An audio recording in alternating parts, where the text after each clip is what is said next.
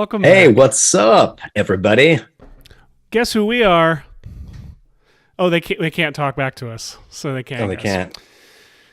We're Seth, and we're Hashi, and we are here to VFX and chill along with all of you with our 3D glasses on. Hang on, are we doing that? Well, my daughter wanted me to introduce my microphone character, which she lovingly decorated with 3D glasses, but it benefits me visually more than you, and I'm sure it benefits your ears as you hear all this. But say hi to Mike would have been a good name for him, but I think it's not Mike. It's like Carl or something. I don't remember. I have no idea. What you can't name it Mike because there's already a Michael on the show. That Michael exactly is right there. So wait, we're wearing 3D glasses. Which ones are we going with? Are we going with the Superman Returns IMAX 3D? Are we going with the? See, I'm going Muppets with the Universal Extravaganza. Ooh, those are good. I'm going with the. See, I'm a character from the Suicide Squad. Actually, these are exclusive Bob's Big Break on DVD from DreamWorks 3D glasses. Who was Bob, and what happened to him? Ooh, eyes. Bob was a blob. Bob was a blob. Played by Seth Rogen. Hey, that's excellent, Michael. I want that. It was a birthday present from my mother. What? I have an eyeball here on my watch. Oh man. Or are we doing? We're tour through Seth's 3D glasses collection. I don't remember where this one came from, but I do know many of us should recognize these as the Star Tours glasses. Wow. Anyway, welcome back.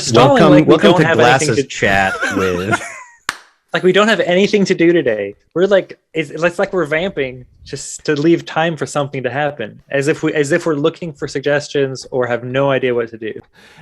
As if we're ever like pressed, like needing to fill time and not all going an hour over every week. Yeah. Anyway, welcome everybody. If you're just joining us, this is VFX and Chill. If it's not your first time, this is a show where we take a look at what is on the TVs, in the theaters, and basically try to recreate visual effects from them on an incredibly short amount of time. So this leads to some really cool effects and some really interesting moments. Yes, it does.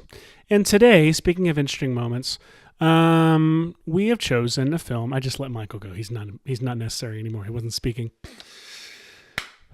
I am excited this week because we're covering a movie that looks very fun. Just came out. I have not seen it yet.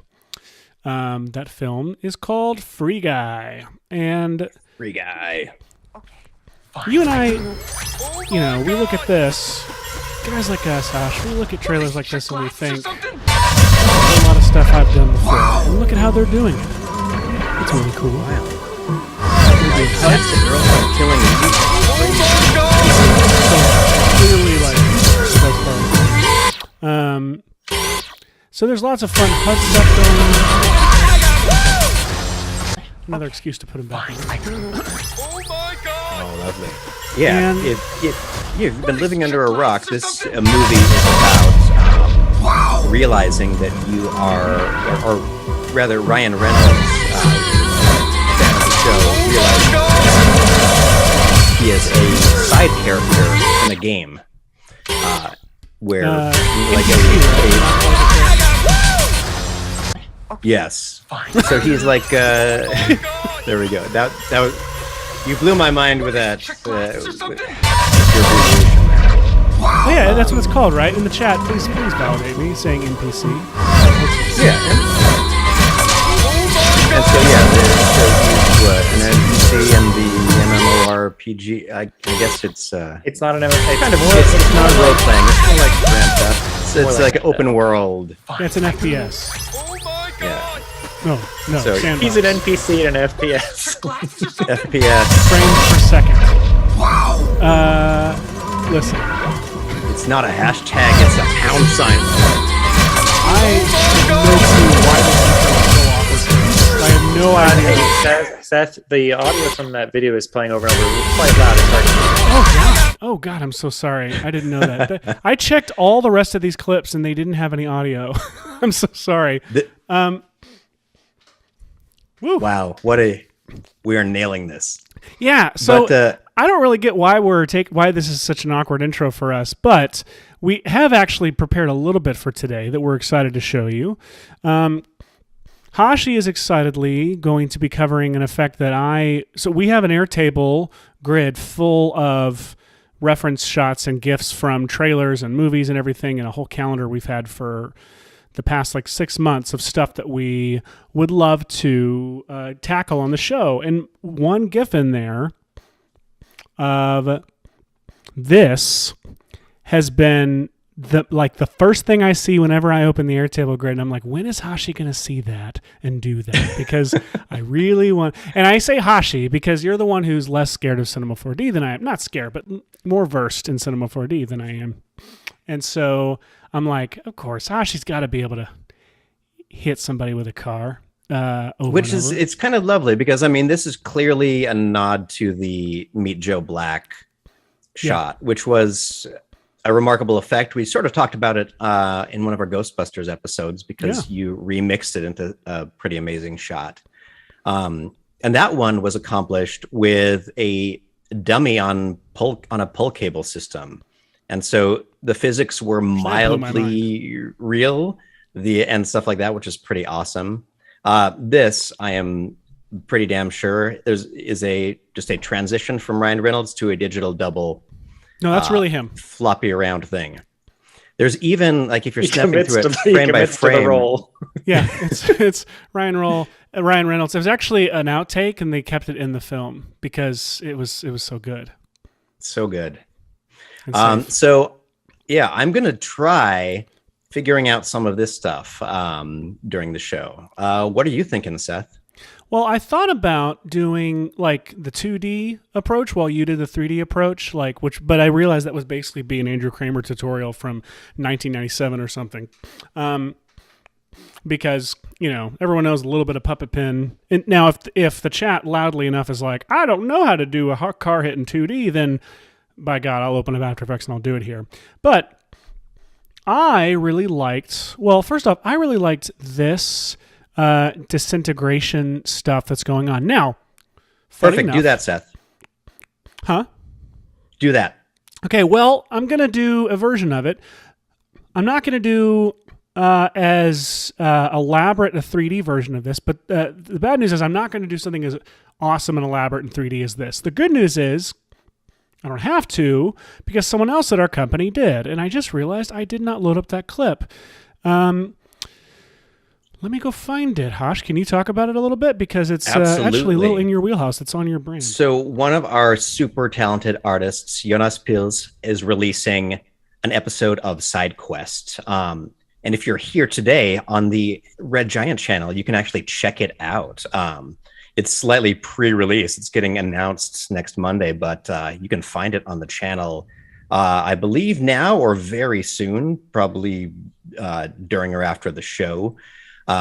Jonas actually does a true 3D disintegration effect, all in cinema, and it's a nice tight video, and the intro is phenomenal. So it's phenomenal. It's great. Of great work by Jonas. It's a really, really awesome tutorial, and I will not be attempting to do anything remotely as cool and elaborate as that. What I am going to do instead, I'll just show you a little bit of what my version looks like, which is this. So I've got the logo here, the VFX and Chill logo, and I'm going to do this fun glitchy disintegration effect. And what's fun about this is I made a whole thing where I played Hashi this week and made a whole rig and setup so that I could change the burst center to a certain point. Well, of course, now it's not wanting to load it. Oh, come on. Refresh cache. Okay, well, I'll show you later. The point is, It is exciting and fun and cool, and I'm excited to show it to you. In the meantime, let's talk about this car hit, Hosh. All right. So I wasn't entirely sure how to attack this at first because, I mean, I had an instinct, which was ragdoll physics in Cinema 4D. I've heard of ragdoll physics. I've seen a handful of videos on it. And so I thought, I'll just do that. And then I looked it up and I realized that ragdoll physics are really complicated to set up and kind of tedious and stuff. And so, Seth, if you want to run this, so we can just talk through this. So one of the few things I know how to do in Cinema 4D is to give things physics tags. So, for example, if I have some slightly animated cars and this 3D model of Seth, I'm sorry to do this to you, Seth. No, I'm not. But I'm very excited. You're beautiful in the digital space. so that's exactly what I thought of. 100% right yes. there is what I thought of when I just saw that. Yes, this is the Ryan Pauly short pizza time. Yes. if you're unfamiliar with this, but yeah, obviously these aren't the kind of physics that that you expect to happen. You expect the body to flop around and be exciting. Not and stuff me. like that. Not me. My muscles are just so stiff and rock hard that.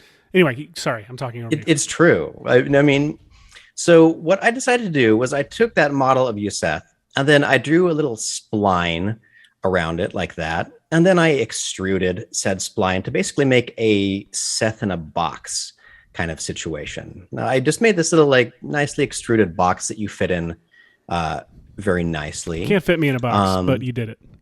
Exactly. And if I check the X-ray button on it, I can kind of see you inside the box.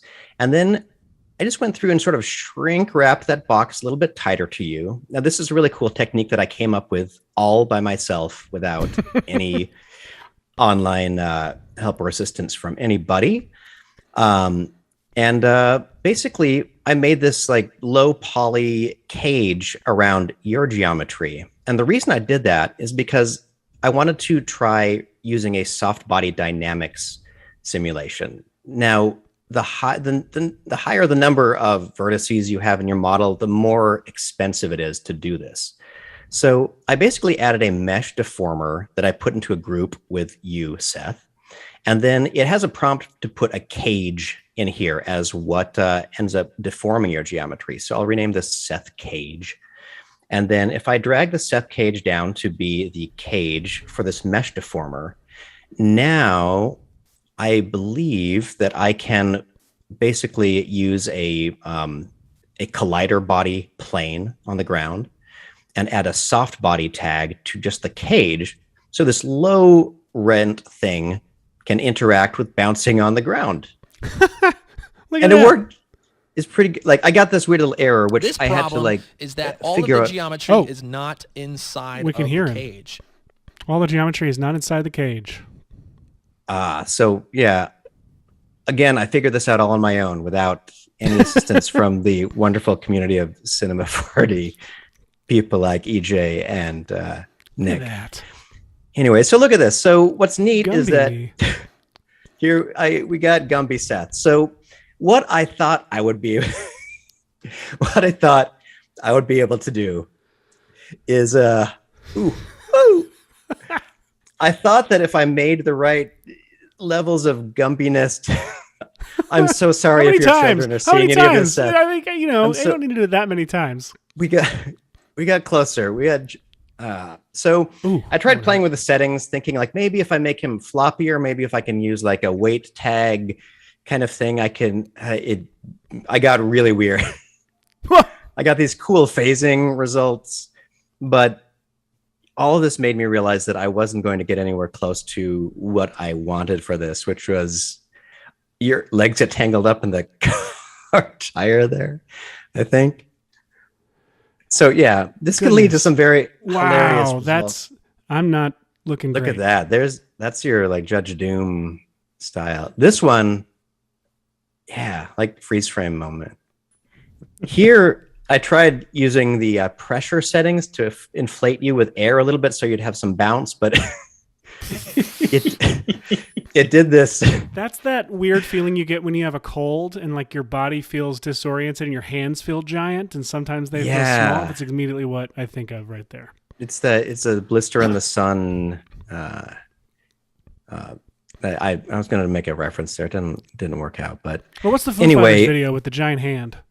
Oh yeah, probably. So all this to say is that I really failed at figuring out how to do this with do this on my own with the help of EJ and Nick's tutorials, and ended up turning to previous guest on the show, Chris Schmidt from Rocket Lasso, because he did an amazing NAB presentation on creating a ragdoll rig for a character and then being able to translate that to a Mixamo figure, which is where you guys meet up with me live to try to. I remember I was the presentation after that presentation, and I was like, "What the? How am I? I'm gonna follow this with some After Effects garbage." He just friggin' did a ragdoll thing live in like what felt like 20 minutes. It was insane. Michael will link to that and everyone will get to see it, and it's great. And now we get to watch you mess around with it, which I'm excited to see. That'll be fun. So, Kyle Hamrick with the caught the big hands on violent femmes. All right, not too old. All right, so what do you got, Seth? What do I got, man? I have got, so here you'll see my image cache did refresh. I've got these I've set up this whole rig. I'll show you the rig. It's really fun, and then I will actually show you. I'll actually show you like how I'm gonna actually I'm not gonna build the whole rig, but I will build the particular like system that allows me to do this cool effect. Let me see if I move the burst center down here. It'll refresh and show that it has to do a lot of thinking on my computer. But now we will have so I was very inspired by the rigs you've built for Endgame and for Loki. I really wanted to make like something that was as controllable as that and had a lot of cool options like here. So if I made like a comp here that says put foreground here. So I'm going to get rid of the VFX and Chill logo. And I'm going to drop in Little Tiffany, one of my favorite jokes from Men in Black. Tell me why Little Tiffany deserved to die. And I'm going to go into here and immediately see Little Tiffany. And hey, Little Tiffany. I'm going to scoot this over here toward her. Actually, I'm going to have him start on this side of her. Wait, so you just got that position null and not controlled? Yeah, it's a little position, and it will. Center. Let's see. Move it a little bit, and you'll see it start to form. Hashi, did you make that model of Seth? Oh, I'd be happy to talk about that in a moment. Let me load up those files in the background, and I can show you. Yeah, I would love to see, because I know you've shared a few every now here and now. Here and now you're going to. If I change the keyframes here, actually, I can keyframe the progress of this animation so I can make it go faster. Let me go to like quarter resolution just to see if it goes quicker for us. For some reason, this is now like dragging now that we're live. But you see now it happens a little faster. Golly, quarter resolution looks really gross. I'm going to go back to full.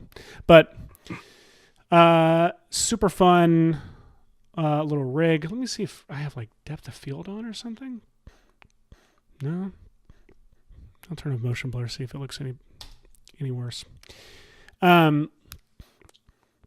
I made this for a commercial it was a commercial. I didn't actually direct the commercial. It was some friends of mine who I do commercials with. They were in a bind and needed some help with some glitch effects. And so I put together a few like looks and they went with a different look than this one, but this was one of my favorites that I kind of stumbled upon, which was this like glitchy disintegration of a layer with an alpha channel, and it did like a fun combination of like, as you'll see, it did a fun combination of some of the particles like float up into the air, some fall and hit the ground on this reflected surface, and they're in this like fun, bluish, blue, cyan and purple because technology look. And I thought this would be fun to do in the show, and we have Free Guy coming up, so I thought I would break it down here. Let me just, my OCD. That's I've got to too see it perfect. play. And so I can change the speed, I can change the location. I've got in my controls here, I've got like, I can turn the floor on and off, and that'll get rid of the reflection, and also we'll get rid of the floor layer in particular, so the particles will just pass it. And I can change my floor placement here in this comp. I can turn my reflection on and off, and keyframe the animation. I can also change the various particles life in here. My flying particle and my falling particles. So That's so pretty, dude. I want to see you build me in 3D, and then we'll come back to me, and I'll kind of build this rig from scratch. All right. So the way that I did Seth in 3D here was I actually used, let me see if I can load it up over here. I used this. Benowitz with no hair. It is. No, let me see. Where'd we go? So there's this Avatar SDK demo where you can upload a single image of a person and generate different types of avatars for them. So I tried, I think that the head 1.2 version of you, Seth, ended up pretty good. It looked something like this. Here we go. So this is for one of the promos for this show specifically. So it made this model of Seth. I think what was kind of cool is that I think I spent some time, Seth, erasing your glasses in Photoshop or something like that, so it could work off of that photo. And then I realized that when you put in a model with glasses, that Avatar program auto erases them. But Really? And which was perfect. So I then found some Sketchfab glasses that were similar enough to Seth's and kind of put them on close. there. And then I did the same thing with myself at the time. Now you can see the hair is a little bit, I ended up trying to do some mesh warping on the hair, but they are very dense, kind of crazy models like this, but the texture is super low res. Like this is no scaling on the texture. So it's not phenomenal, but as soon as you're, in a medium or wide shot, these are pretty great. And you made them kiss for a promo. You made them come together and make out. Oh, absolutely. I mean, it's definitely not what I do when the show's off, but let's see. The dread. It's just the No, maybe. This is consensual, everybody. It's consensual. All right. So from there, I then jumped over to wonderful site Mixamo, and I'm pretty sure we have talked about Mixamo on the show before. And here's Egon Spangler from the Real Ghostbusters.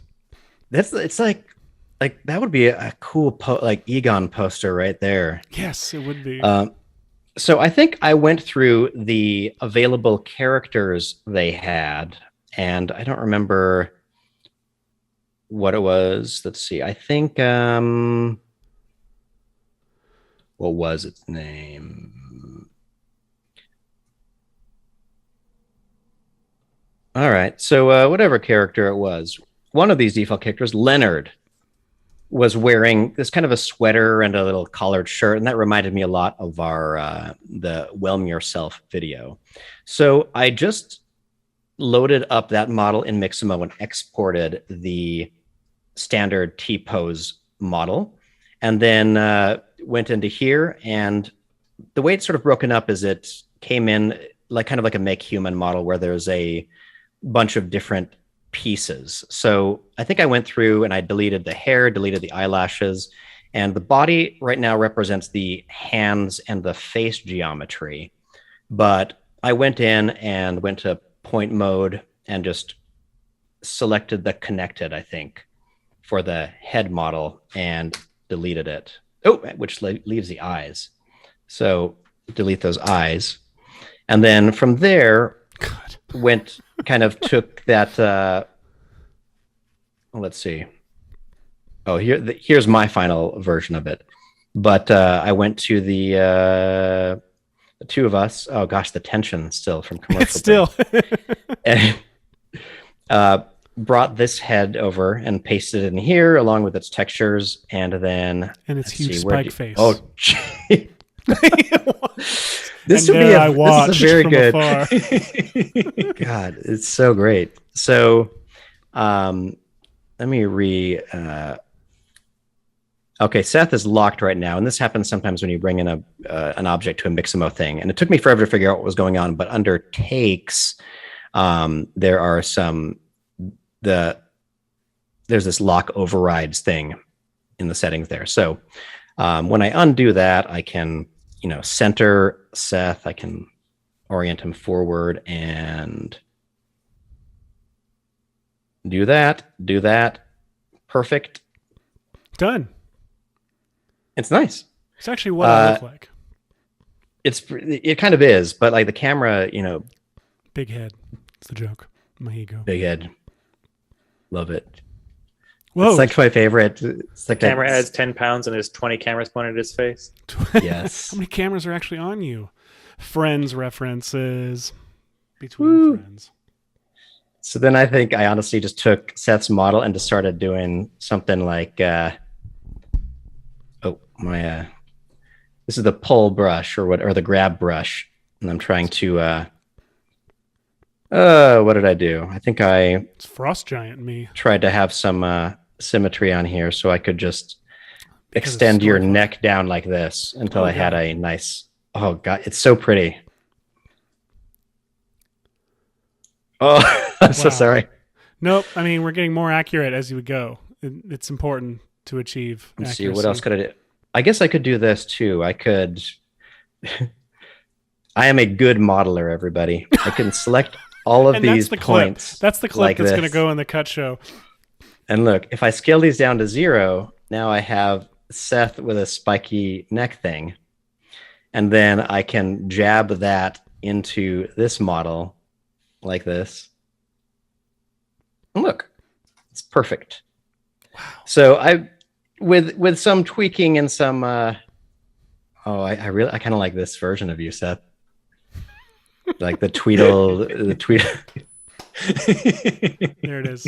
That's the internal me. It is. So I did a little bit of that, and then I also did. I jumped into the. I love how creepy.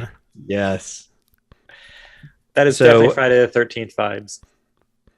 Here's the single texture that goes to that whole body, and all I did was I just grabbed some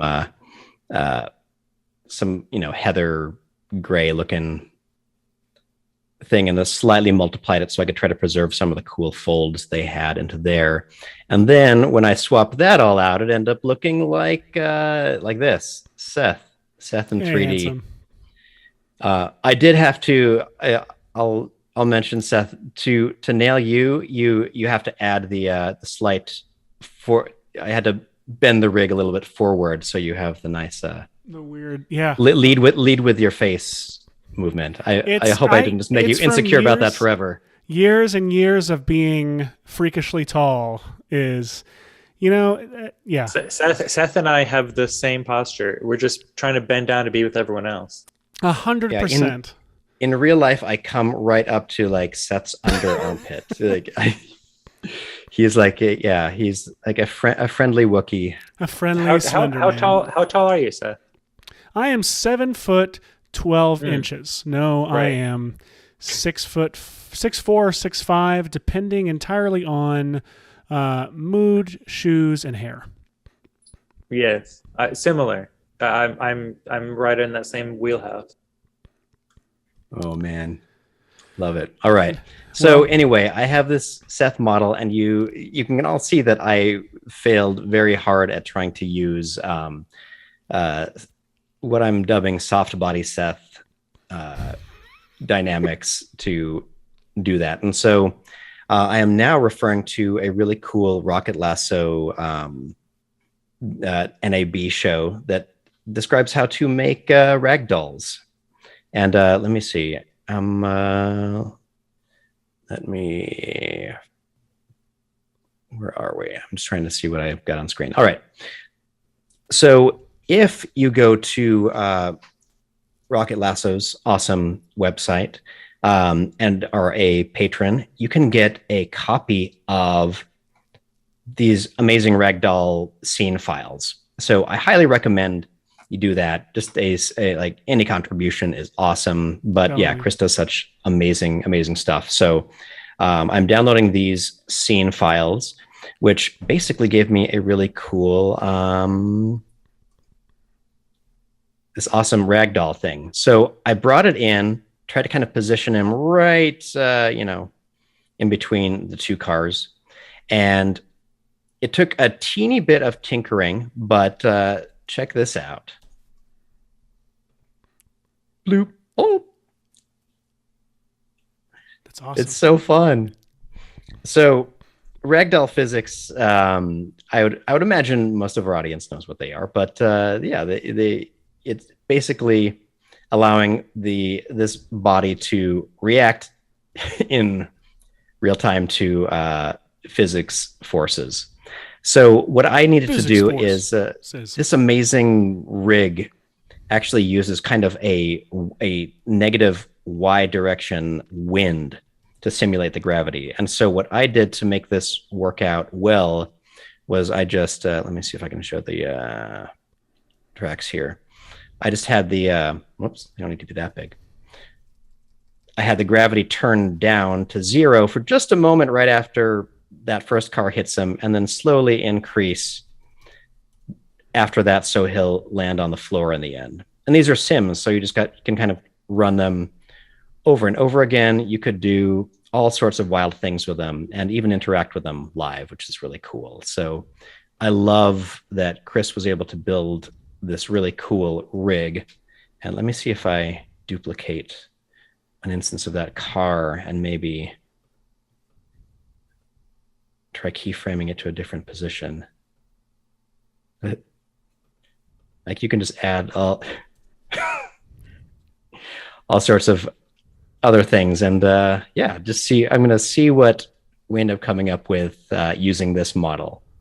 So that's what I got for now, and I'm in the process of trying to deconstruct the Seth model and apply the dynamics of this ragdoll to it. Do you have any idea how you're going to do it? I do. It's a little bit wild and a little bit a lot Strange. of crazy technical. When you make your home out on the stuff. range, I agree. Yes. Let me know if you want me to jump into that, or if you have anything that you would like to bring up. I just like to keep quoting the theme to "Hey Dude" while you do actual work. Is that okay with the viewers?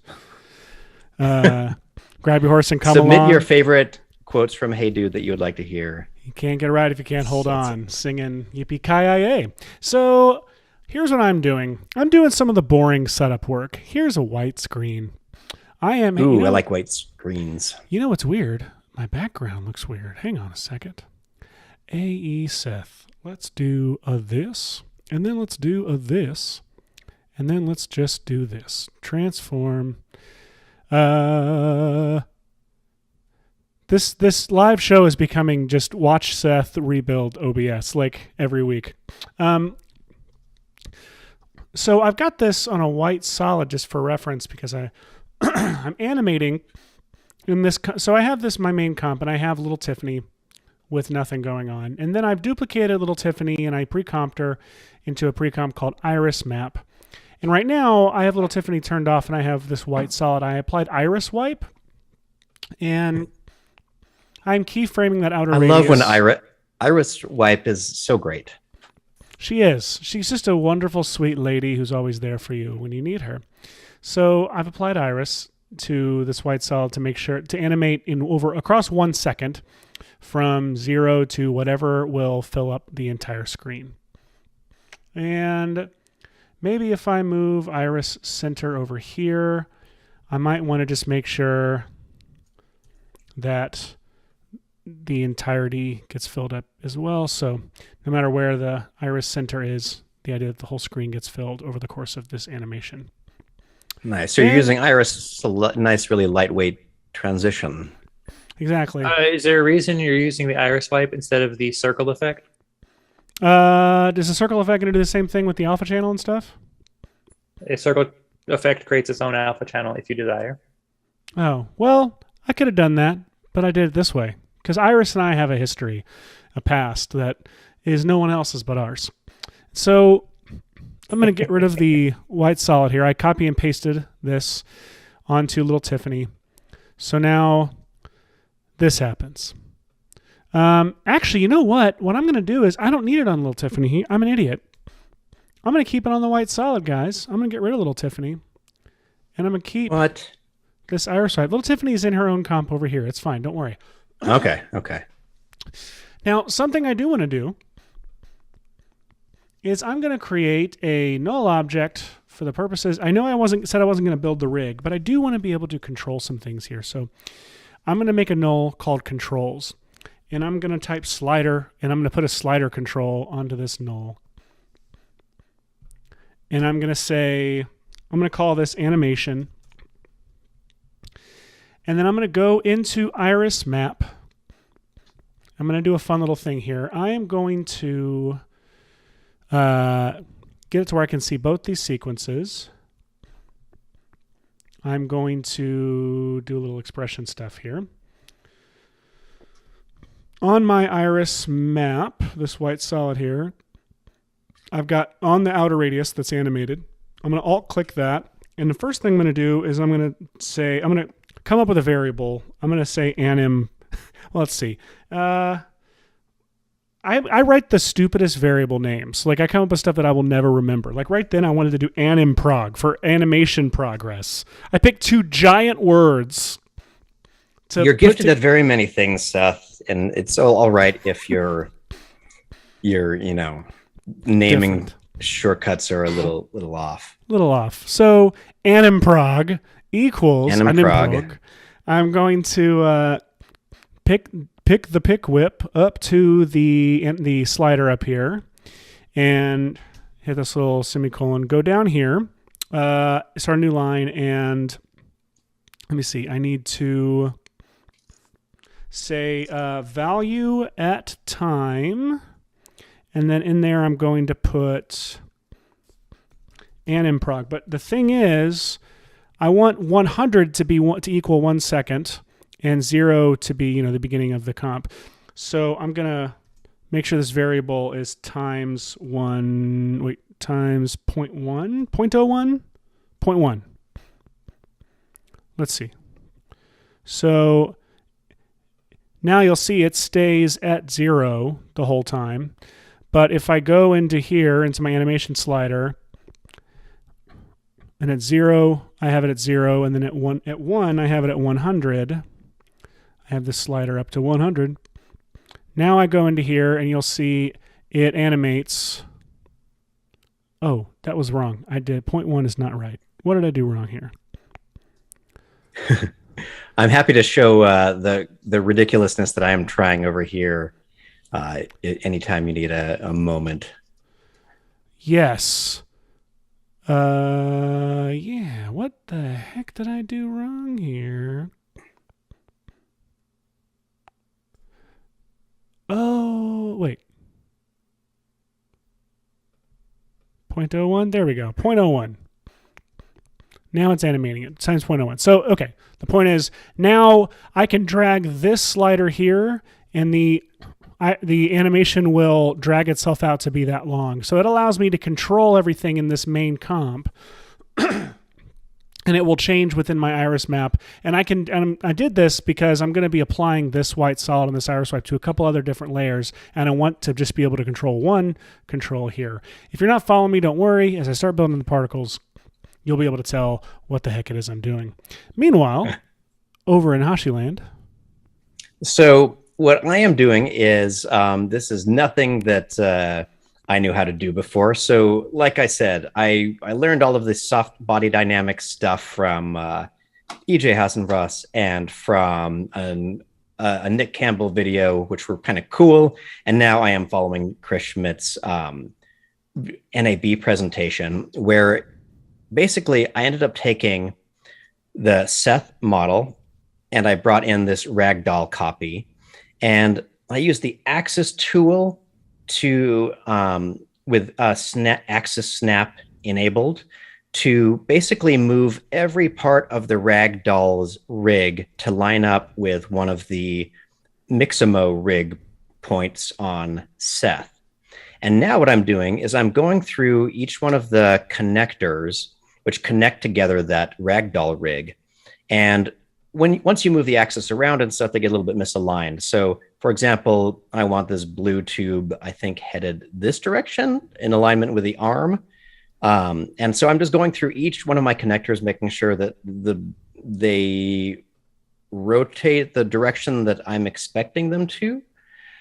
So I want the vector of that like blue thing to be face the direction of the actual like turning the thing is going to do.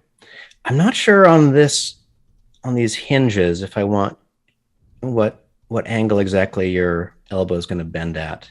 I think it's that. So so obviously I don't know what I'm doing. I'm just trying to get all of these connectors lined up in a way that I think they will work. And then once I've done that, the next step is to take the Mixamo skeleton and divide it up into, like, bizarrely, like, into each of these groups. So I think that I have, and again, the Rocket Lasso tattoo is what I was about to say.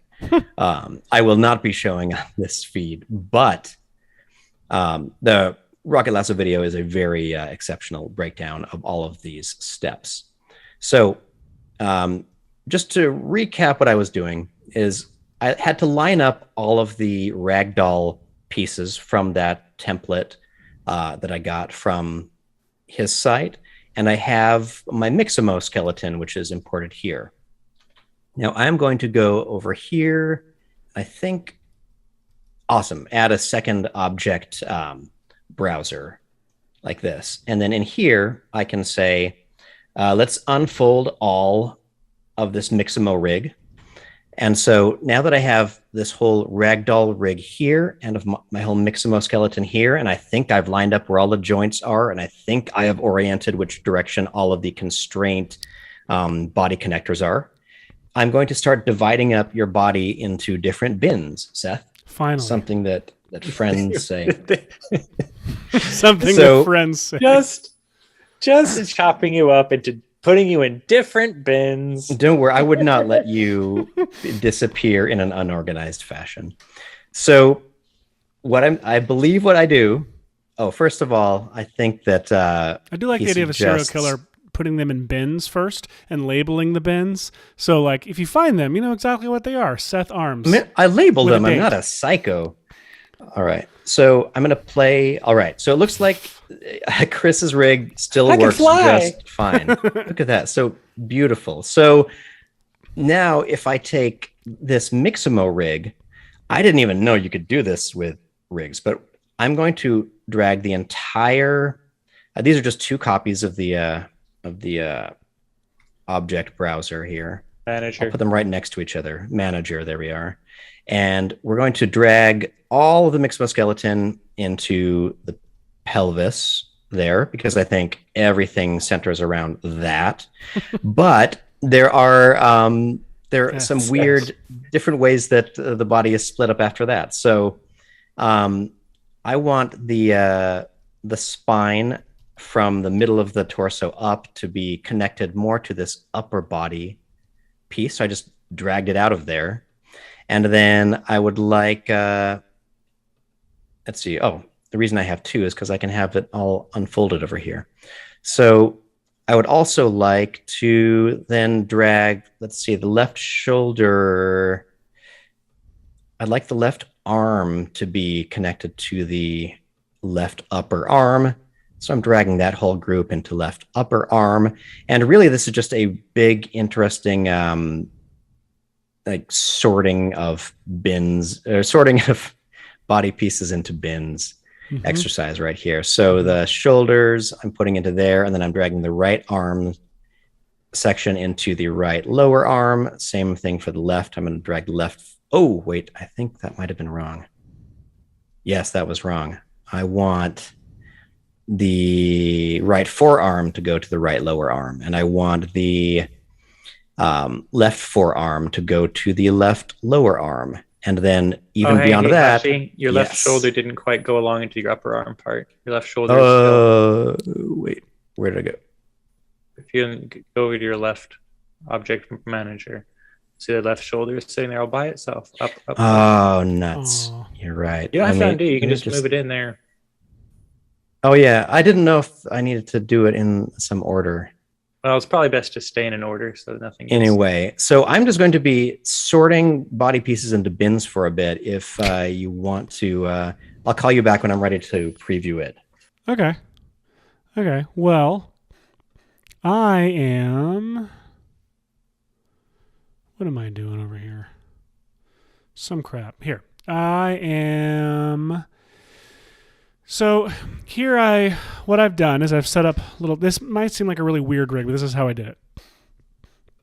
I've got this little Tiffany layer, which is going to be I've got her labeled as little Tiffany. She is my, little Tiffany is preserved, and then this is what we're going to be seeing of her and as the particles, as she's destroyed into particles. But this will be the unaffected version of her. I will do a little bit of rough and edges in a second to the matte to get that working. But then here is my little, this is doing all the magic for me. This is my emitter map, which is using two instances of set matte. One of them, the first one is setting the matte to an inverted matte of iris map. And I've got two versions of the iris map here. In the iris map, I actually offset this radius animation just by a couple frames. And so that way I could go in here and have iris map 1. I dragged it over a few forward so that it starts. So, and I have a set matte applied to little Tiffany so that with the invert matte applied. So basically, as the iris map wipes out, it actually Tiffany wipes in. Now, then I have iris map 2 that is not offset in time that I'm using as a matte for my second instance of set matte to come right behind and wipe little Tiffany out right, after she's been wiped in. You're giving so us kind this. so kind to the humans in this video. We really are. So, though little Tiffany arguably not a human. Not a human. Those books are way too advanced. She's about to start some shit, Zed. So this obviously looks like the radio effect, and I probably could have used it, but I've convinced myself that I actually can't, because what I need is this emitter map to be able to wipe in. I need it to wipe in at the exact same time that little Tiffany is wiping out. So I'm going to turn this off, and here's what you're going to see why I did all of this.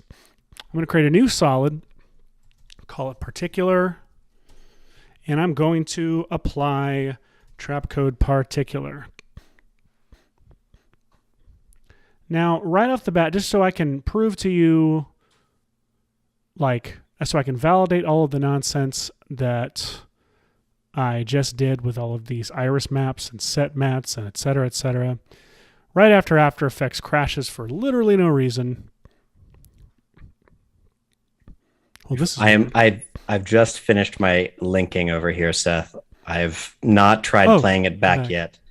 Oh, you haven't? Well, Okay. anything, literally anything could happen. Let's watch. Anything All right. can happen. I think I did it as right as I can remember from really quickly watching the tutorial this morning. But let me hide the ragdoll and let me see what happens if I play this back. All right. I'm sorry for whatever is about to happen to you, Seth. I'm not. No! No! Friday the 13th!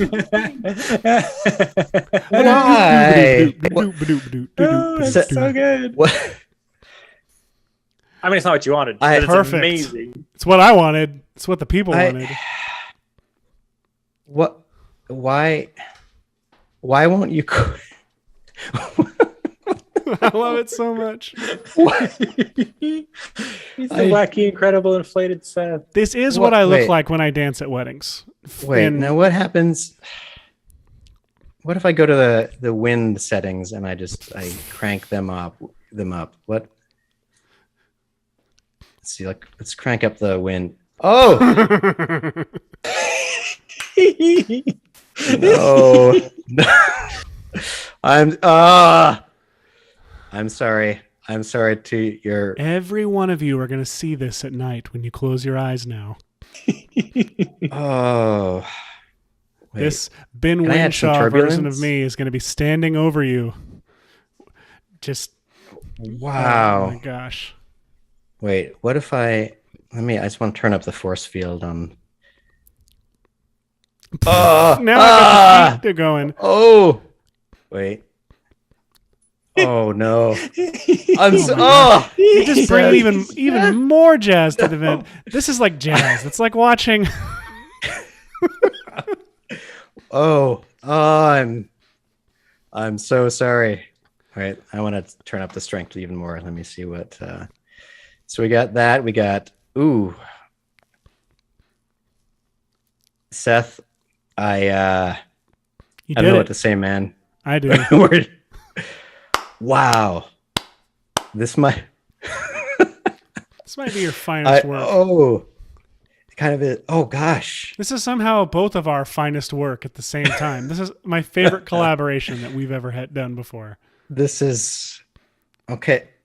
So your default pose became this, which means Became a nightmare.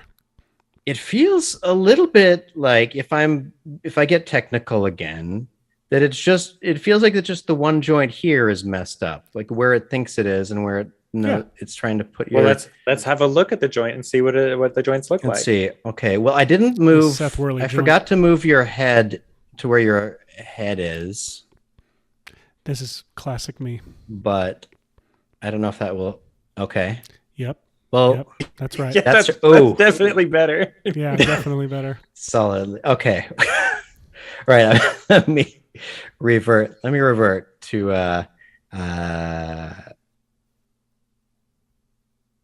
revert to the saved project, please. Yes.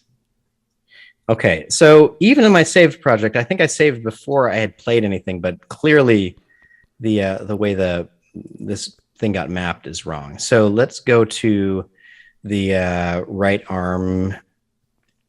I guess the forearm here. Now, can I just rotate that 90 degrees? And can I just rotate the hand rig to be correct? I am sure Chris instructed around this in the tutorial, but I really wanted to do it so fast for you all. Okay, this is feeling better. Wait, If you no, hold not the shift, whole it hand. quantizes. No, the why? I rotations. what? Wait, what did I do? Why did I? The problem is that there's keyframes. Possibly. No. Oh, you know what? You're right. All of the Mixamo Yeah. things from. Just toss 'em. Dang it. And Okay. if you hold shift when you're doing the rotation, it'll quantize it so you can get to exactly 90 degrees instead of having a guess. Let's do that. Okay. So let's try this again. Let's pop this. Whoops. Wait, why isn't it? All right. Pop to 90. Left hand. Let's Get Seth you. is popping and Oops, locking. wrong people. All right, we're gonna get there, everyone. We're gonna fix this. Okay, your hand should be. But the journey is more important than the destination, Hashi. It really. Yes. This was quite a journey. This journey is more important than most destinations. Oh my gosh, I didn't know I would do this to a human. You see, like this would be a cool effect to see in some kind of like a body horror movie, you know, just the character getting like crumpled by a Thanos like character. Yeah, I agree. All right. Okay. Now if I realign those and your feet, what happened to your feet? Oh, did I use like a toe joint instead of a thing? Anyway, I'm trying to fix this. Let me see what happens at this point when I play. Wait. Seth, why are you not? What did I do? You didn't. It's not you. It's me. Oh no. See, that still feels relevant to my life. Okay, so so that shouldn't be on. So ragdoll still works, but Seth doll is in progress. All right, Seth, do you have anything interesting to do while I try to fix fix your legs and everything? Sure, Hashi doll, I got something for you. But I Thanks, think Michael Boo. was going to say something. Michael doll. Oh, I was just going to say, twirl down the Seth geometry and make sure you have the skin deformer turned on. Okay, that was the only thing I had thought to check. So it seems on, and yep, it's definitely affecting you. I think that there's also another step in which I need to go to all of these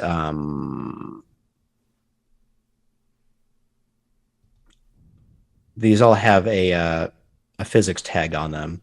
And I think if I shift select all of these physics tags under collision, I need to have none of the children inheriting these tags because I don't want the bones to be physics objects.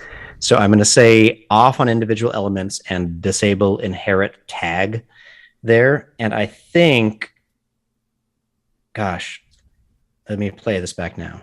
Seth! Hey! It's happening! I've never been happier to.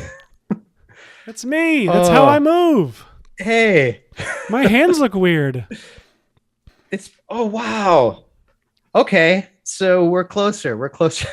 That's incredible. Closer than we've your been. hands This look is like you're doing that TikTok video that Hashi did with his extremely too subtle. Can Ragdoll Seth just have his own TikTok account? Yes, it's just a looping video of me hopping, the same one every day. Okay. So everyone, what we figured out was that when I was trying to distribute all of the bones from the Mixamo rig to Chris's rig, I had failed to properly orient or rotate some of the bones, which ended up snapped like 90 degrees away from where they were supposed to be. This makes me so happy. Look at you. How can you not be happy looking at that? Still need to fix the feet, but I'm really happy with where this is too. I want to fix these feet. So I'm just going to do what we were doing before, which is just finding all of the offending bones and just reshaping them. Let me turn that back on. And what do we got? So the right leg. So what happened here? Oh, so its position is really wrong. Something's happening. So I think what I did here was there was a step where you needed to snap all of the axes of these joints to line up. And I did it. I swear I did, but it's likely that I snapped some things to the wrong things now that I look at this. Because I think... Whoa! Oh, yeah. Those dark pants are making it where we can't tell what's going on below the waist, like usually. Okay. So this is why I wear dark jeans, is because I don't want you to see that that's what my legs look like.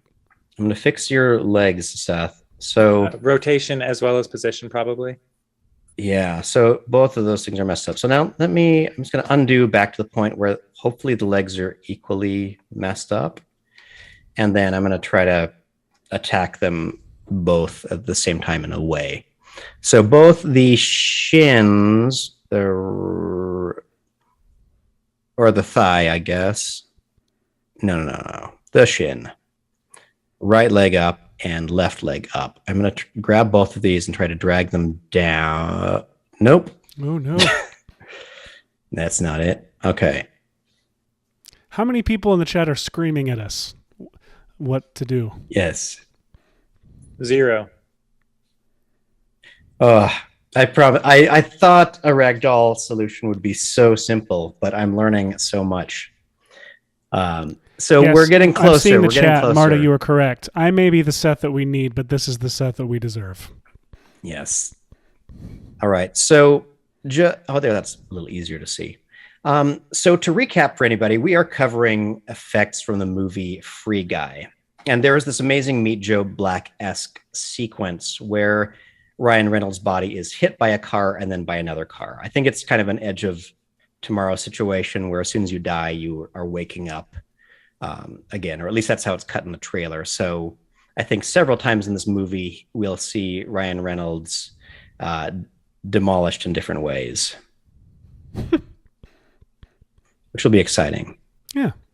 Ryan Reynolds, friend of the show, friend of everybody. Friend of the you. I do have a DM from him confirming that we are very best friends from when I did a video that my wife actually came up with for the Action Movie Kid channel a little while ago. And Ryan Reynolds DM'd us and was like, holy shit, that's amazing. And then he shared it. And you had millions and millions of views. Hey, while you fix my feet, let me show you something real quick. This is just a particle emitter that I made that does all the things I need it to do. It's got some fast physics applied. There's nothing really fancy going on here.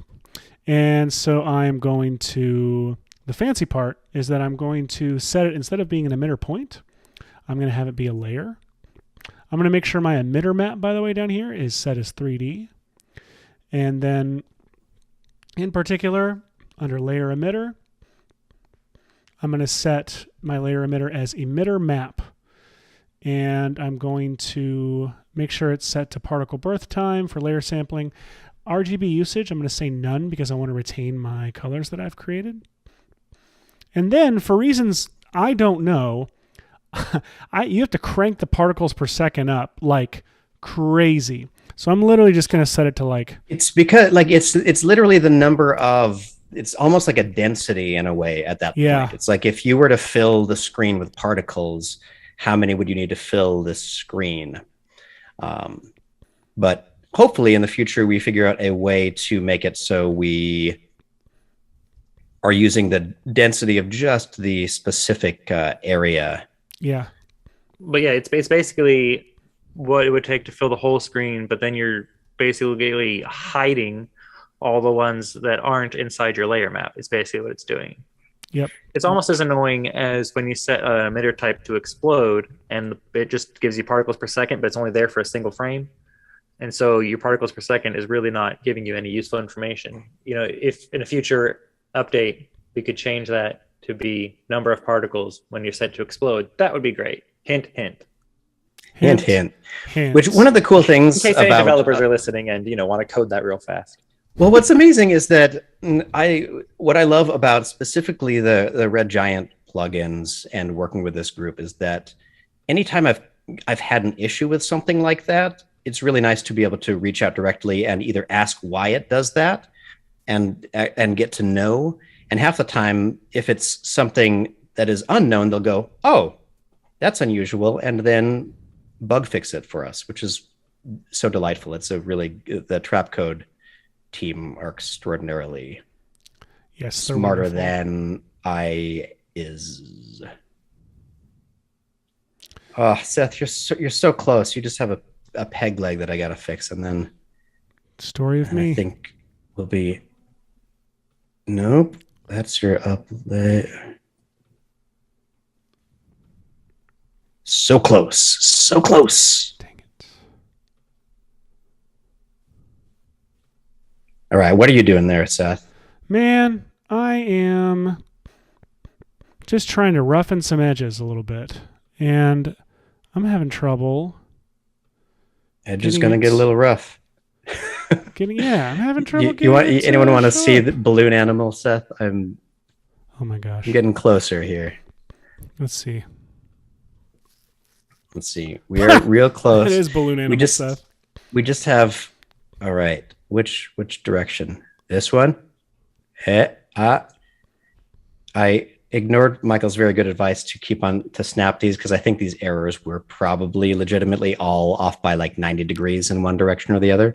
But I think that after messing with come on, well, we're getting there. Wait, no, foot move. Yeah, the foot is for some reason at some weird angle. Hey,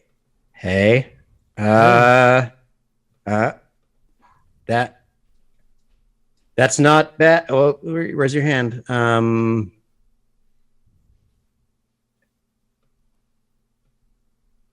Wait, so rotate you like that. Okay, that's not bad. That's pretty T-posy. Your feet are doing a little bit of a Kaiser Sose thing, but I like it. Oh. What it? It's so close to right. You've You've got a lead foot. Okay, let me double check the numbers on the thigh here because I think maybe again I didn't listen to Michael, and what have we learned every episode about Listening to Michael, that we should do listening to Michael? Oh, jeez. Don't you hate it? Oh, jeez. Oh, jeez. Oh, wait. Are you serious? If I just zeroed these out, were they? No.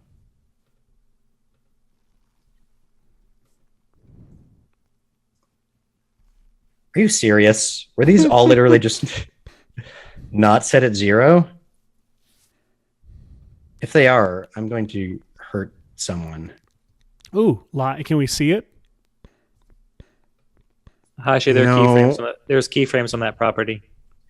Wait, why? I know. Did I not select everything to get rid of the keyframes? So are some of these undoing that?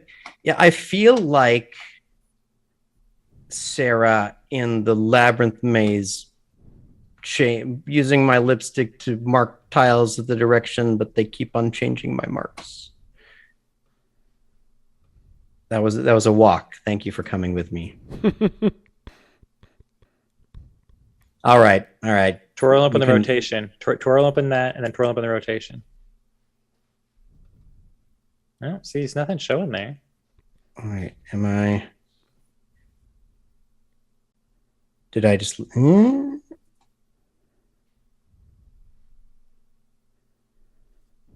Weird. There's probably some. Spaghetti legged. How did I mess up this leg of yours so bad, Seth? Okay, let me make. Do I have the bones in the right places? So your right leg is there, and that seems right.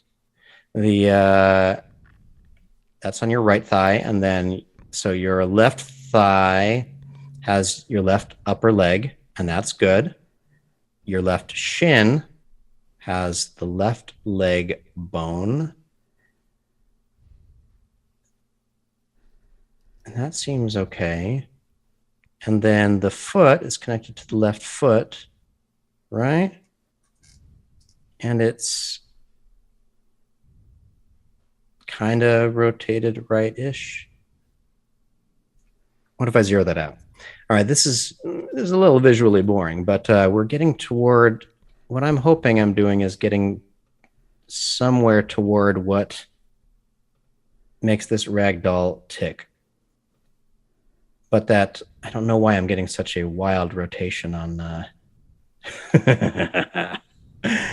Oh, Seth, what are you doing to me? You were so close. All right, let me know if you have anything interesting to show on screen while I struggle with this guy. Not sure. I mean, I just want to hit you with cars, Seth. That's, my God, you just spoke so many people's truth. Well, here's what I'm doing. I'm just, I was finessing that layer map. This is, turn off motion blur and see if I can get a faster load. So what I've done now is I have two instances of, I have particular, but I have two emitters that are doing a couple things. In fact, I actually want to set that. So this is, I have one emitter that is spitting out just the blue, just the cyan and purple, like gradient, like random from that gradient looking particles. And then I have system 2, which is emitting the actual in the color of Little Tiffany. And I'm looking at this now and I'm noticing I probably want to set the blend mode to normal on those so they're not creating any kind of extra glow on top of each other. So this is like an actual like disintegration happening with her. But I still do feel like she needs to emit, she needs to like be wiping out a little slower than that. So I'm going to say, I'm going to make a third iris map, a third instance of the iris. And I'm going to, nobody is following along with me at this point. This is all entirely in my head. But what I'm going to do is I'm going to drag this back so that there's just a little more of an offset to her alpha as it, see what I mean? So like she starts to fragment a little bit. Mm-hmm. So now if I go back to particular and I turn on both systems, and there's a couple extra pieces to the puzzle. See, that's looking like she's actually dissolving now into a bunch of little like things. So that's fun. But the trick that helps make this feel all glitchy and weird is going to be why in the world can't I see my menu bar? Layer, new, there we go. Solid. Distort map. And I'm going to apply some fractal noise. I'm going to go to max noise type block. Max noise. Max noise. And I'm going to go into transform. Turn off uniform scaling. I'm going to make the scale height like 2. And the scale width like, I'll go down to like this. That looks, I might even do like scale height 1 because I'm that crazy. Turn that off. Now I'm going to apply VFX, Universe Red Giant VFX, not Universe VFX. Let's see. Chromatic Displacement. Ooh. Chromatic displacement always adds such a nice, it's pretty. So pretty. So my displacement layer, I'm setting to distort map, effects and mask. Let's go ahead and just look at only, I don't have to look at only particular. So it's set at 0 right now. I'm actually going to turn the soften to 1 before I turn this up. And now let's crank up. And look what it does to my particles. They start to look all glitchy and cool.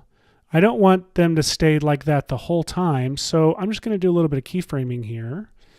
The amount and the soften of the map. So welcome. If anyone is just joining us, we are doing effects from the movie Free Guy today. Right now, Seth is doing an effect, which is the way some of the characters kind of phase out of the world. It's funny because it looks a lot like Ready Player One, and it looks, the whole movie is pretty referential anyway, but it's a cool transition into little cubes when you probably are, either getting killed in the movie or disappearing. Yeah. Also, whenever they recall an item from their inventory, they do a kind of a cool effect for that. So, so Seth is working on a cool like digital glitch transition, and I am working on a digital Seth transition, which Seth, I'm getting so close on your Let me see. setup here. So here we go. So I've been working with Rocket Lasso's amazing ragdoll template, which is available if you are available through his Patreon. And check out this. I have linked up this Mixamo model of Seth, and when I play it back, look at that. I mean, there are a couple things that are rotated wrong, and there are lots of little like measurements I don't have quite right. But what I do like about this is I think we are close enough that if I maybe just fix that one left elbow here, that maybe we can get there we go. Maybe that will fix you up a little bit. Oh gosh, your hand, it's this. That's amazing. I'll fix your hand incredible. A little bit too. But yeah, we're close enough, I think, now that we could hit me with a car. Hit me with your best with car. A car. All right, I'm going to hit you with a car. Let's go to finally. Where's the I know, the moment you've all been waiting for. Call your friends. What episode is this? Share episode the link. 12. It took us 12, 13 weeks to get to this. Oh my God. Is this our 13th episode on Friday the 13th? This is the 12th episode, 13th if you count the pilot. Oh boy. If you count the pilot, or what about our practice pilot? That's what I'm talking about. The practice pilot would make this 13. This is episode 12. Hashi, this is our 13th live broadcast on Friday the 13th. I don't know if you heard Michael. He was just talking to me, so I'm going to tell you what he said. Incredible. Wait. You know, I was looking at some Twitter today, and the Free Guy movie actually tweeted today that critics are calling Free Guy the biggest surprise of the summer, which first, I don't know if that's a positive or a negative, but second, they haven't seen Seth's bendy arm thing, because that was a pretty big surprise. That was a good surprise. And that's the summer of the Delta variant. So that's something to be excited about. I mean, I feel bad for anyone who's got a brand like Corona Beer and Corona Renderer, and then now Delta Airlines. I know. Well... It was like when I felt bad for Archer when that terrorist organization started kicking things up. Because like SkyWest is the only Delta variant that I believe in. is the only COVID variant that you believe in. All right, so without doing much here, I've just pasted in the two cars that I had with two keyframes, and they both have tags on them from the simulation tags. They're actually, I think I did collider bodies on them because I don't want anything else to react. And I believe that to some degree, Seth will react to these physical forces. I don't know what'll happen, everyone. Please don't attempt this in real life. Only attempt this in cinema. Let's see. And boing. Oh no! Hey! Incredible. Oh. We've been so satisfying. I mean, guys, you don't have to be that excited about it. No, what did you do? Whoa! I'm out of here. Wait, what happened? That is what I look like when I play, come back. Oh wow. No, what happened? I noticed that no, he's still alive. He's What if you weren't even playing? What if you hadn't even hit play and this is what was happening? And then it comes, we see it come up like right underneath you just in the show. I think the ragdoll Seth has become sentient and is trying to escape this horrible fate. No, why are you? Gosh. Wow. All right, now. Can I revert to the save project for a second? Because I thought we were in a good place. I thought it worked. I'm gonna save incrementally.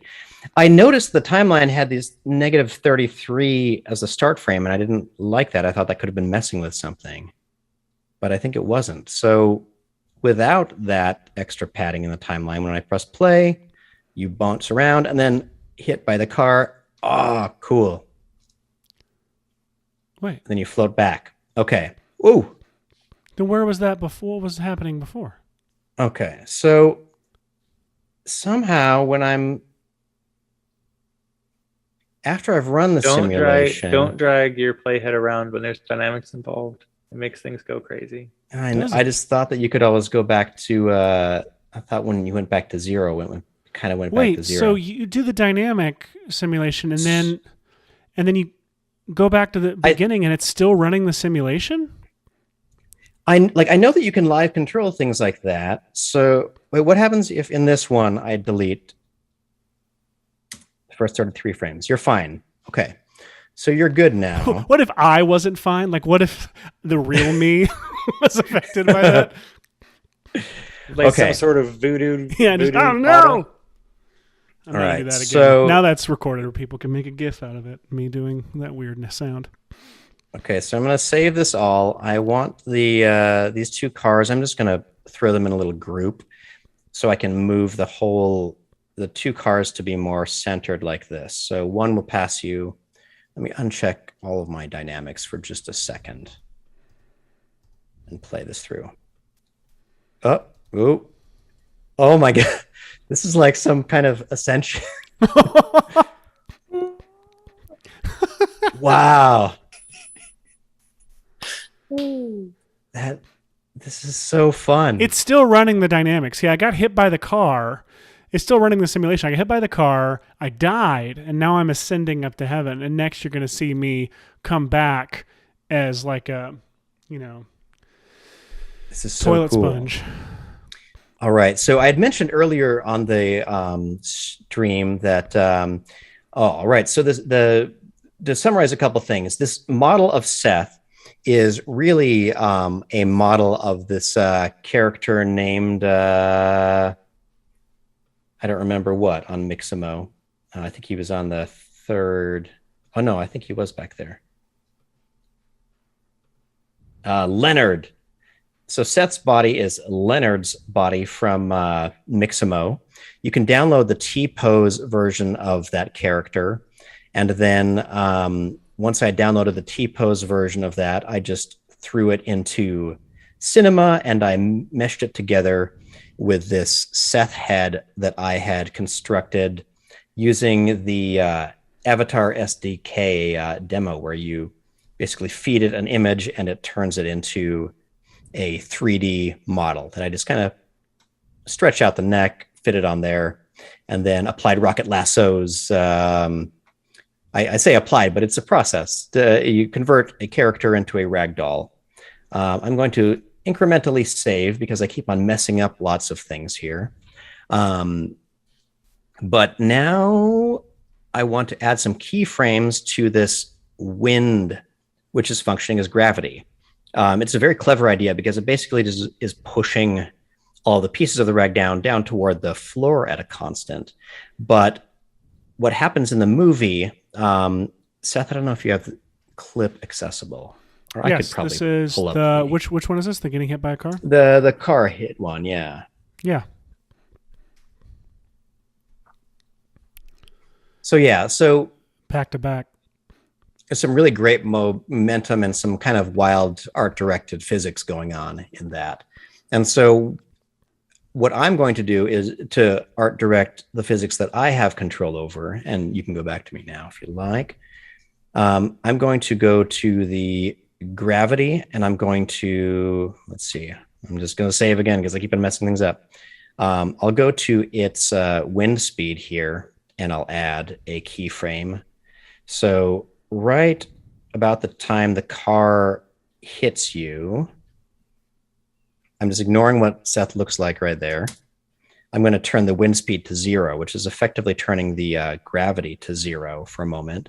And then I'll turn the gravity back down to 40 a few frames later and save that keyframe. So now I think, all right, so back at the beginning, what's going to happen is around the time, whoops, let me see the tracks again. I'm going to open up my dope sheet here.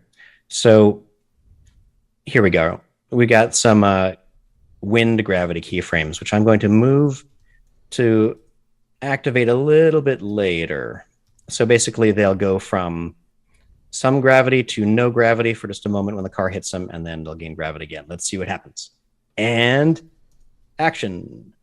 Oh!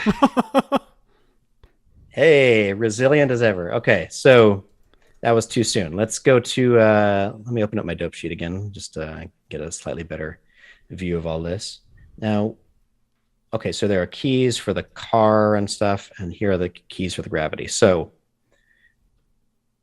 right around here is when I want the gravity to drop out sharply, just for a couple frames, and then it'll snap back right after that. So let's see. It's going to be some trial and error. Oh, you turned around to face your fate, Seth. Oh, you know what? Wait.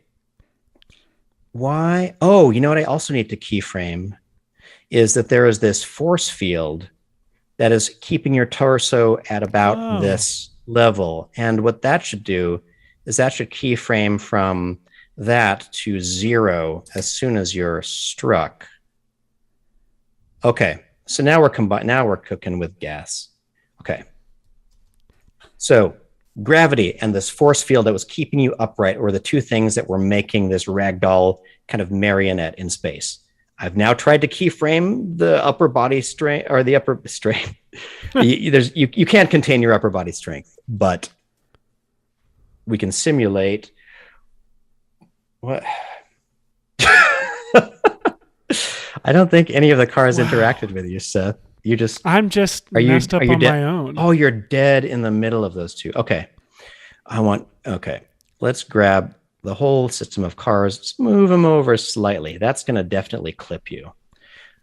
All right. Let's see if this works. Boing, boing. Oh, there we go. We're getting there. Oh, we're getting closer. Okay. So trial and error. Let's just run through some stuff. Window. I just want to see my keyframes for the gravity and stuff. So I want the gravity to cut out more immediately, and I want the gravity to cut out more immediately when it happens. Whoa, okay, let's see. Back to 0. Boom. Close. We're getting better.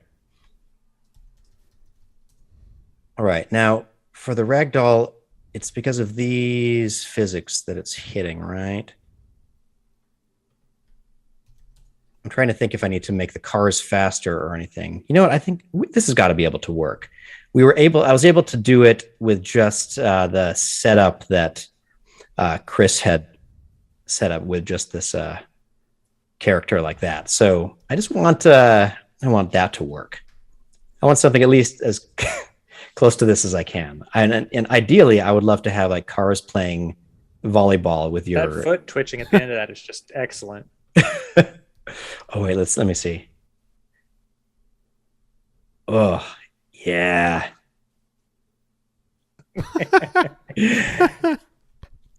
That's incredible. If there's an object you would like Seth to get hit by.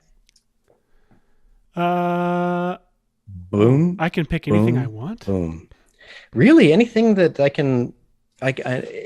audience, name something that we could search for in the chat that I can search for using the Sketchfab importer. Yeah, I want the audience to decide. Tool. Or Cinema 4D, and we will attribute or content, whatever. Oh yeah, in the content browser. Oh, you can't do it because you're using an old version of Cinema for some reason. Oh, I should save this. Why am I in here yes, still? chat. Give us suggestions. I have too many versions of too many softwares installed on this computer. Let me see if I can pull up. Here we go. All right, here we go. More updated Cinema. All right, let's see. Wing. Chbrom. All right. Let's see what. So far, chat has suggested Zambonis. I have a model of a Traffic cone, also a suggestion. Traffic cones. So we're still road related. Football, Okay. slightly off. Ambulance, which has a fun irony to it. Well, if you see my short film Real Gone, you'll find I did the fire truck. Fire truck version. That is one of the best 2D, 2.5D cheats ever. By best, meaning it's just insulting when you discover how it was actually done. The sound and the cut just sell it so darned well. Let's see. Could I? No, I can't anymore. Could I? Nope. No, I can't. You're just going to be in. You're going to be in the rabbit in your headlights pose. Second obscure music reference. Does anybody know that music video? Really great music video. I'm pretty sure that's the song. The only music video I know now is "Fake Drawn Me."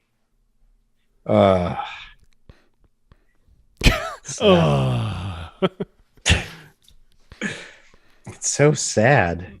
Why? It's wonderful. It is wonderful because this is not Seth. This is default Seth is what it was. This file was named for a while. So I'm instead of digital Seth, I like the name default Seth. Yeah. It's your go-to. All right. So is that default _ Seth or default? It is default _ Seth. So if we go to the dope sheet here, okay. I'm your baseline. A Brad Pitt model, an ambulance, a chair. All right. So we've got a lot of if a Brad Pitt options in model here. ran into me, that would be very funny. All right. So you know what I'm going to do? I'm just going to incrementally save this, and I'm going to get rid of these cars, and I'm going to get rid of the keyframes that I've introduced here. So you can just be a nice bouncing around little puppet. Where are you? Where are your?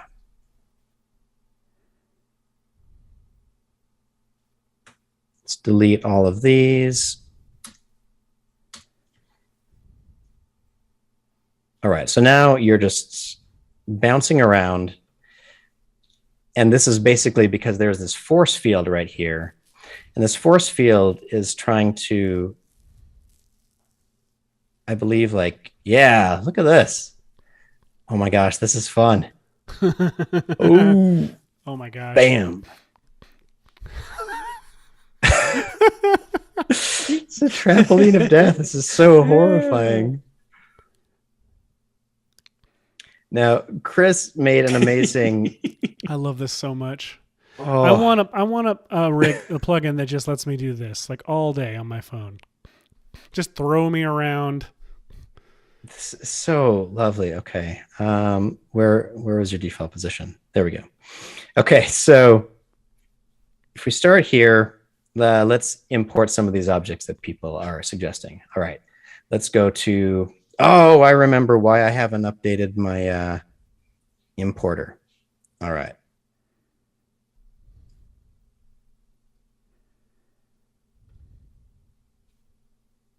Or actually, let's see. We have a content browser, right? There is a content browser in the older versions, yes. It's just not it doesn't have as many models as the new attribute asset browser because they are adding new stuff into the asset browser every month now. It's crazy. All right. So let's search through our asset browser for some of these things. Let's see if we have a Zamboni. It's a tall order. I think the Germans are big on Zambonis. All right. So maybe not a Zamboni, but we must have a football. Both American and So European, which we're not sure. Kamara, did you mean an American football or real football? I appreciate that you said real football. that was close. I mean, you could have them both. You had two cards. You'd have two balls. That's true. You know, it's good to have two balls. Everyone says that. Default Seth. All right. Let's see. I think that I can just drag these over now that they're downloaded from the cloud. Oh, this is exciting. Wait, what would happen if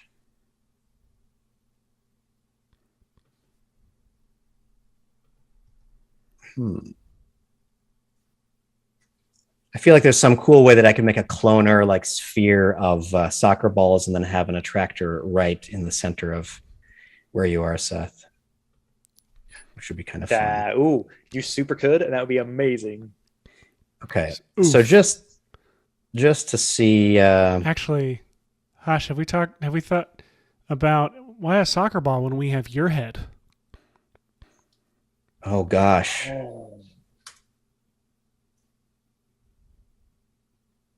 Wait, okay. Do we have, let me import. Okay, merge this project with, where did I save you our? You have it open still, don't you? I opened a newer version of Cinema so I could have that. So it's not in my recents right now. What did I put it under? Here? 3D stuff. Seth 3D. Yeah, here we go. Oh boy. Okay, now that's going to update texture in a moment. Whoops.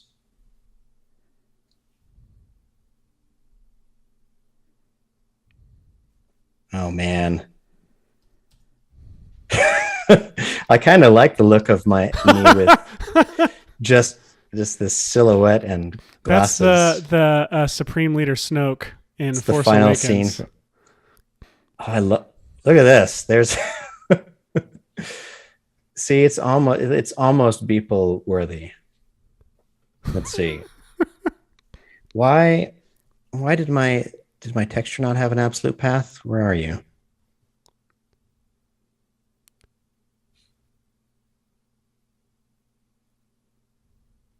Which material are you? Face.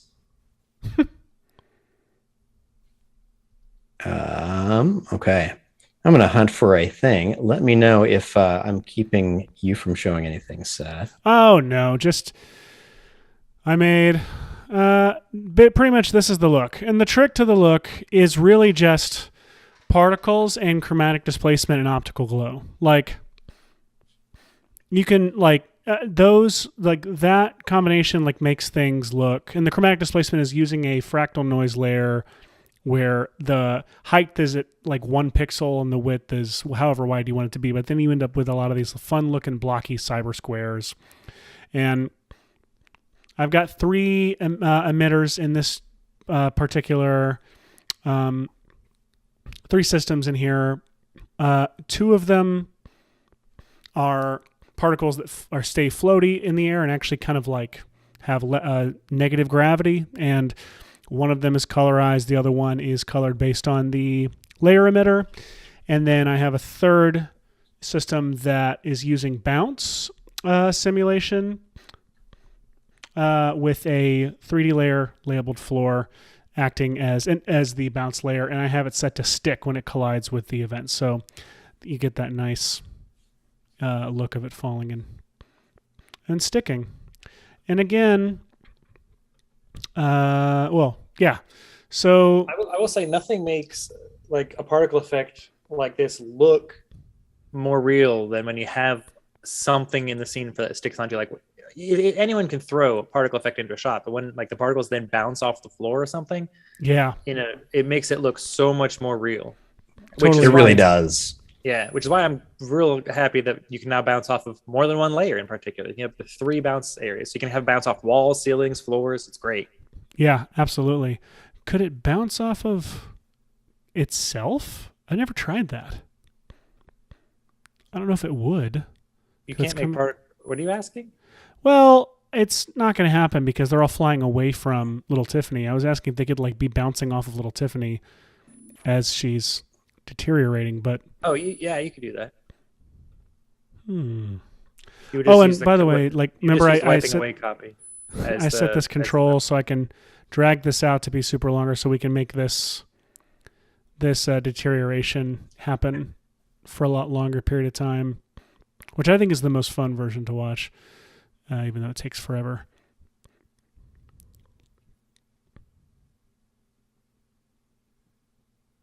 She just burns away. Beautiful. It's amazing how many, like, how many things disintegrate in movies, honestly?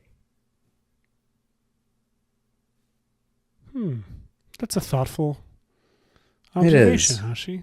It's amazing how many. It was like when Endgame came out and someone cut the it was like the next day someone took the Thanos snap and cut in like 30 movies that have people turning into ashes or particles disappearing. It's a lot of work. So true. I hadn't thought about that. Anyway, so there you go. That's beautiful. It really is. I could also speed it up and have it happen super fast. Let's see.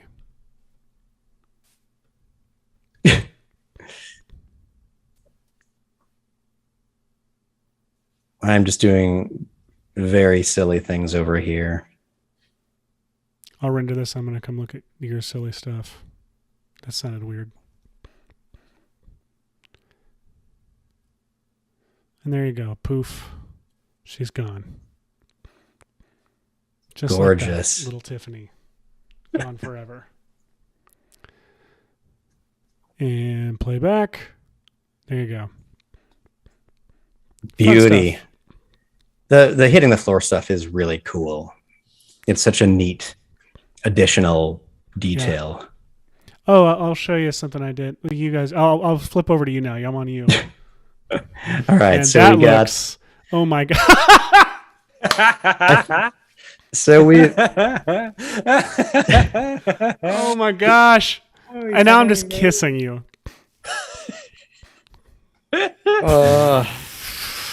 This is so wild. I don't know what to say. This is what all of our viewers tuned in to see. Finally, This paying is off. All right, wait. Let's see. Can you not headbutt me and just send me flying? I think I'm going to try that. I'm going to add. Hashi needs to move way faster. Yeah. Ugh. Let's see. So where did I go? Where's my? Then you gotta One share day I'll learn all the project file with- shortcuts. You gotta share this with grab Michael the and have keyframe Michael. just from the timeline below the pic. Like you can grab that keyframe right there and move it. Could you put me in the VFX and chill mug and swirl me around? Oh, I totally could. Let's do that.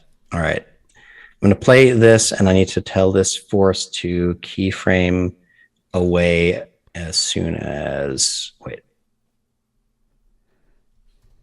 Set a keyframe for that there, and then from that to 0.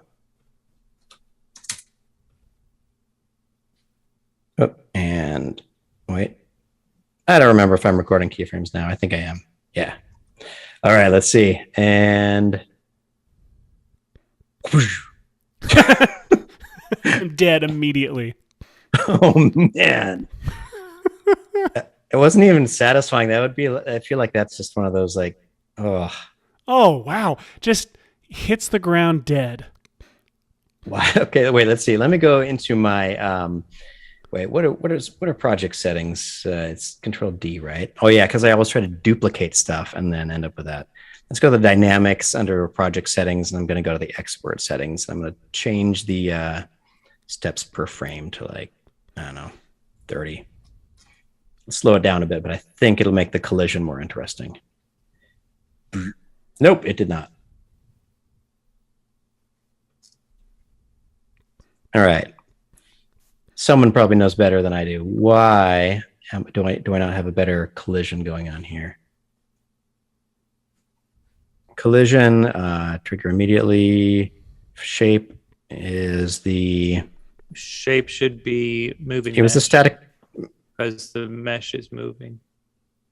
Moving mesh. Do I just have a tolerance on it set too low? Let's see. Under my... I thought that under here somewhere... Now, the collision margin, if I turn that down, it gets more accurate. Do you know? No, it just gives it like a little bump around it. You probably want the steps per frame. So I have that. I feel like I have that high. I'd feel like you have it high as well. I also don't know if there's any kind of drag or any... It's like, what Gosh. happened inside of Hashi's head? Because you pick me up, then you spit me out dead. Oof. That's gross. All right. So this has been wild. Here, I'm going to show one more thing. This is something I made with this rig. I couldn't help myself with the hand deteriorating. Ooh. Back to the future. Stuff I wanted to try doing, and this was one example of like, you know, integrating it into the real world, but it's a really fun rig to play with. So I highly suggest people set it up, find some stuff with alpha channels, and mess around. It's gorgeous. Is this a rig you're planning to share, or you just want them to build Yeah, a rig? why not? I'll share it. It's not ready to share. I mean, I'll share it soon. By next week, I should have it, or sometime this week. Yes. Sweet. Come for the VFX, stay for the free stuff. All right. So I've loaded up a coffee mug from our asset browser, and I'm going to put a disk in here and make the disk a little bit bigger. Then I'm going to offset the mug. All right. Offset the mug by about that much. Let me go ahead and convert this to. What does this look like without the?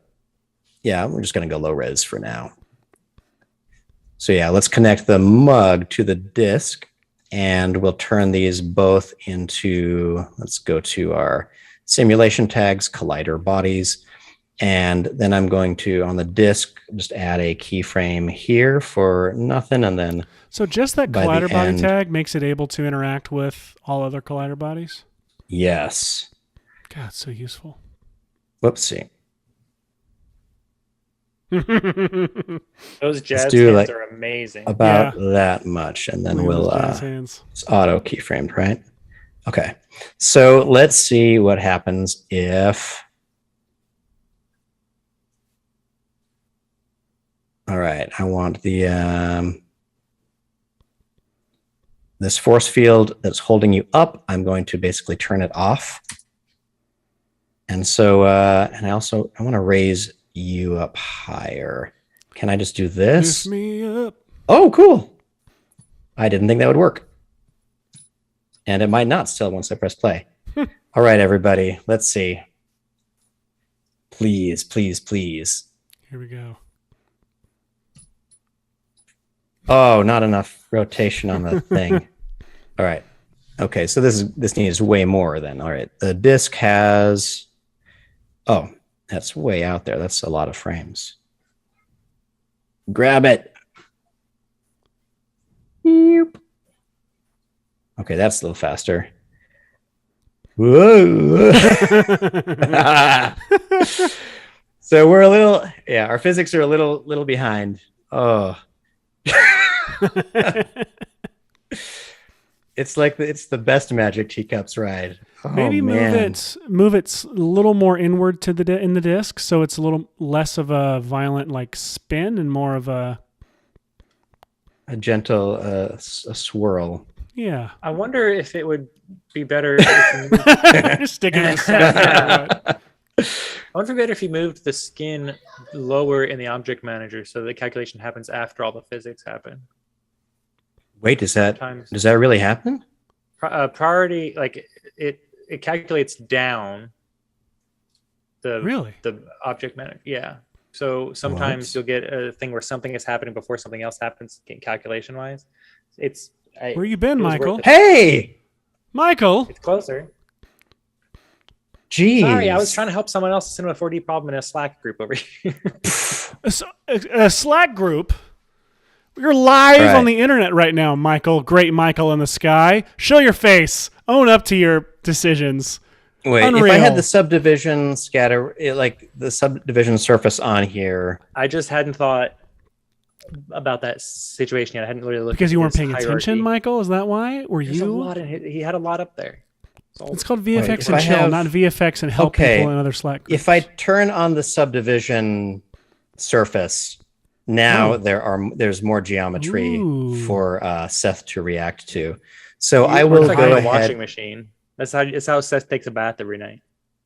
So let me just. I'm just going to press C and make this into its own just curl big thing there. Oh, tilt-a-whirly. Tilt-a-whirly. Oh, Thank you, tilt-a-whirly. OSM, FS, FC, whatever, FCPX. All right. I'm going Amazing. to slightly Whirly bug. make Whirly the bird. mug offset like that. Okay, there we go. Let's see. When your first initial is And- S and your last name is Whirly, middle school is fun for you. I feel like there needs to be variation or wiggle in either the tilt or in the offset so that I can't stay stuck somewhere. I wonder if I turn this on to like half of what, or like a quarter of what it was, if your body will be trying to get up during this process or not. Because that would be funny, Yeah. I think. Let's see. And all right, wait. So That's what I happens. I feel like I'd fix the clipping before I tried to break the geometry down like that.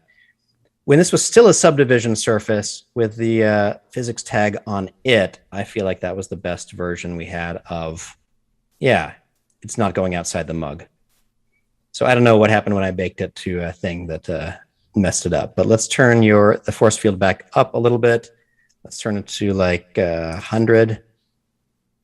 And see if you try to stand. Oh, it just overtakes you. Well, this has been fun with ragdoll whirly. Oh, that's so sad. So this is not exactly the shot that I was aiming for, but it's the shot we deserved. I do think that it's better. It's pretty wonderful. So yeah, just to recap some wonderful resources. Always check online to see what some cool people like iDesign and Rocket Lasso and Grayscale Gorilla have to offer in this whole world.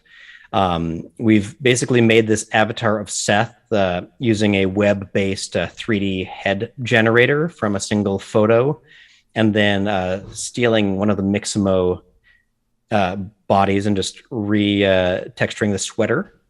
And yeah, it's then using Rocket Lasso's technique of basically parenting the Mixamo skeleton into his ragdoll rig, which is really exciting to see what happens when this all works together.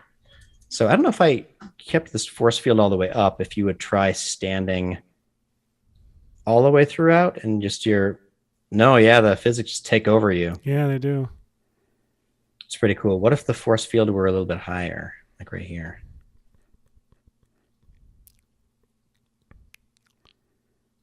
Oh, nope, you're just there. Oh, there. It's because I have keyframes on this again.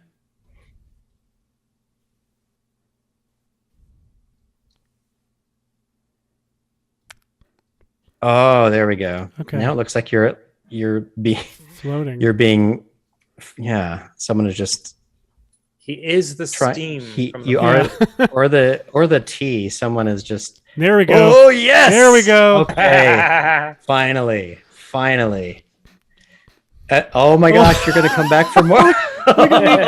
Christmas time is here. Oh. Oh. Wait, so you get killed, but you have this force field that is trying to pull you. Hey guys, toward help! it. Help me! Oh, and that time you didn't get flung out. Let me see if can I pull you back up here? This is really wild, everyone. Okay, so that's at level 100. If this was at 200, I could hold this piece and I could just, yeah, like you were. Oh, wait. Let's go back to the beginning here. I want to be able to basically steep you. Like, I'll just dunk. This is a much better way to teabag someone. Oh my gosh. Oh. I'm so sorry, I'm not. but also I'm really not. This was worth it. This is like a weird, like, We're 2 hours into the show, and I think it's success.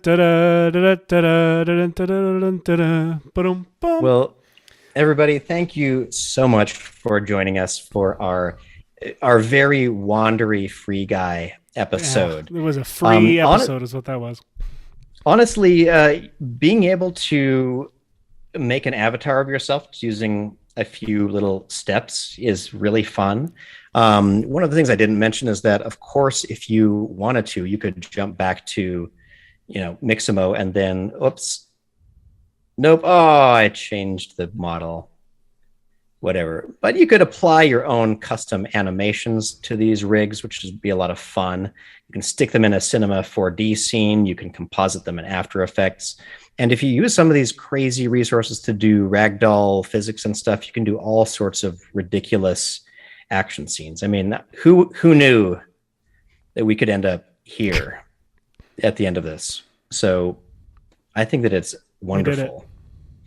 And Seth, you have potentially an additional template that we can have in a while once tidied up, which is really great. So look forward to that after the weekend, after you guys have all seen the movie. Yeah. And even more importantly than the movie, check out right here on this channel, Jonas Pil's amazing side quest, where you can learn how to do this. It's a nice, concise, 12 or 13 minute video, teaches you a lot. It's awesome. And it's from someone who knows what they're doing in this program, which is finally fun to see. Just what we all know we really need and want. Thank you, Michael, for providing us with real facts and information throughout when you weren't busy helping other people in their your Slack channels. Everybody, thank you for tuning in. We'll see you next week right here on VFX and Chill. That was the most talk showy I've ever said that. Goodbye.